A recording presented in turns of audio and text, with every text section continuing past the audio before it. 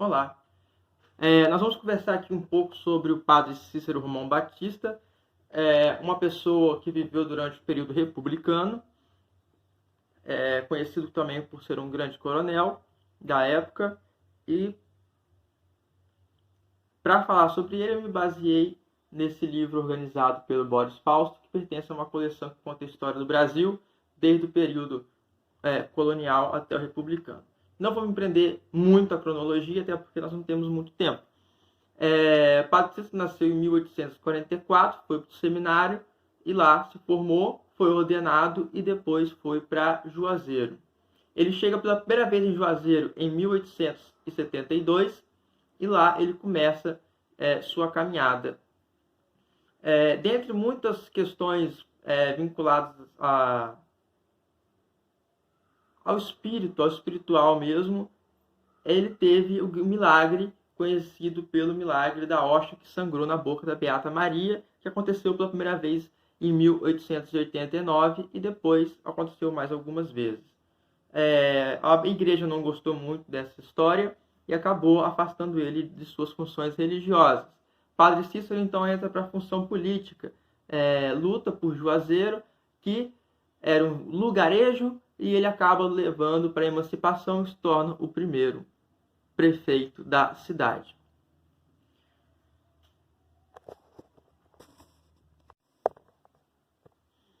Mas outro ponto importante e interessante de se estudar Padre Cícero é dentro de uma mentalidade que nós podemos aprender dentro de alguns estudos mais aprofundados, como usando Marc Bloch, usando aqui Legoff, que é um estudo de olhar para além daquilo que é muito grandioso. E quando a gente estuda o período republicano, a gente acaba se prendendo muito aos fatos da grande política.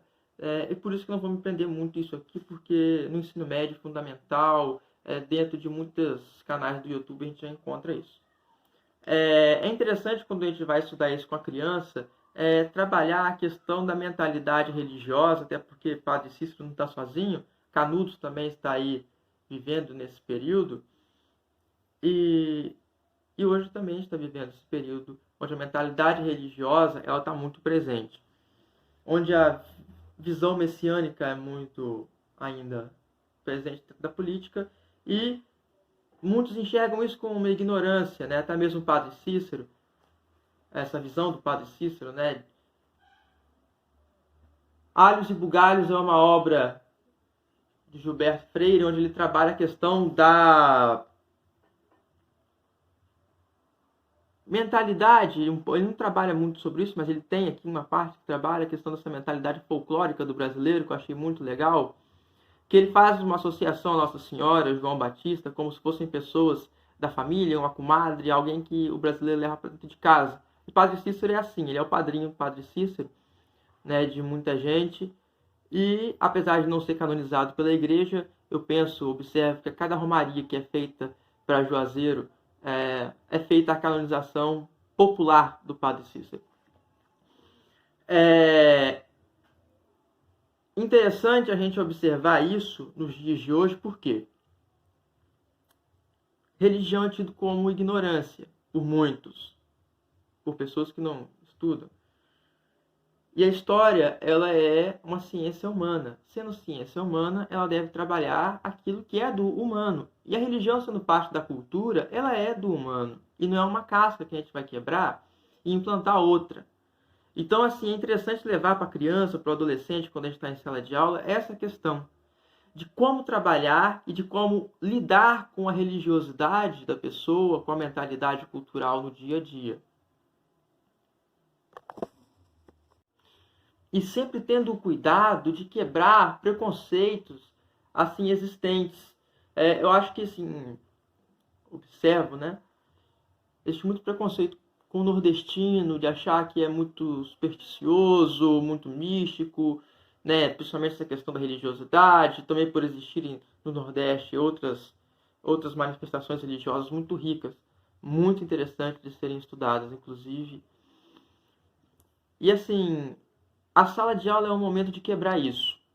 Então, antes da gente se prender aos grandes acontecimentos, Seria interessante, enquanto história, enquanto ciência humana, buscar levar para o menino, para a menina, né, para o estudante, esse olhar de humanidade, um olhar mais, né, grosso modo dizendo, mais psicológico da história, né, que o Mark Bloch, o Legoff e outros trabalham muito bem mesmo.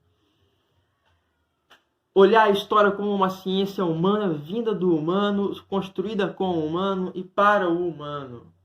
E dentro do contexto que vivemos hoje, agora, isso é muito fundamental. Isso é muito importante. Né? Você buscar compreender o que está passando pela cabeça da pessoa. Até mesmo isso ajuda a entender o porquê das coisas. Né? Porquê de muitas influências, porquê de muitos acontecimentos. E claro que aqui com poucos minutos não dá para aprofundar, é lógico.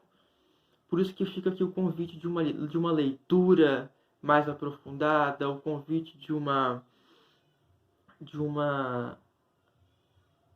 pesquisa mesmo, assim, e de cabeça aberta. Foucault com questão do discurso é fundamental. Então fica esse convite. Infelizmente não vai dar para a gente se aprofundar muito, mas eu agradeço se você no seu dia a dia, na sua história, né, que você está construindo aí, puder trabalhar assim com isso.